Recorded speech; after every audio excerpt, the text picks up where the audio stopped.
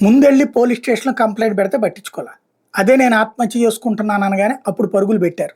ఇది విశాఖలో జరిగిన సంఘటన. విశాఖలో ఒక యువకుడు ఆత్మహత్య చేసుకుంటున్నానంటూ విడుదల చేసిన ఒక సెల్ఫీ వీడియో తీవ్ర కలకలం రేపింది. వివరాల్లోకి వెళ్తే అక్కైపాలెం ప్రాంతానికి చెందిన పవన్ కుమార్ చిన్న స్థాయి సాఫ్ట్‌వేర్ ఉద్యోగి. అదే ప్రాంతానికి చెందిన YouTuber Sanjay Reddy police commissionerate cyber security వింగ్‌లో ఉద్యోగం ఇప్పిస్తానని చెప్పి పవన్ నుంచి 7.5 లక్షలు కాజేశాడట. ఇందులో పవన్ స్నేహితుడు ఒకరు తన చెల్లి పెళ్లికి దాచుకున్న 4 లక్షలు కూడా ఉన్నాయట. దీని మీద పోలీసులు ఫిర్యాదు చేసినా అంతగా పట్టించుకోలేదు. దీనికి తోడు అవసరాలకు ఒక యాప్‌లో పవన్ రుణం కూడా తీసుకున్నాడు.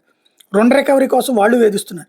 ఈ పరిస్థితుల్లో డిప్రెషన్‌లోకి వెళ్ళిపోయిన పవన్ తనకు బ్రతకాలం లేదని చనిపోతున్నానని సెల్ఫీ వీడియో పోస్ట్ చేశాడు. ఈ వీడియో వైరల్ అవడంతో పోలీసులు పరుగులు పెట్టారు. సెల్ ఫోన్ సిగ్నల్స్ ఆధారంగా రిషికొండ ప్రాంతంలో ఉన్నట్టు గుర్తించి పట్టుకున్నారు. అక్కడి నుంచి 4వ పట్టణ పోలీస్ స్టేషన్‌కి తీసుకొచ్చారు.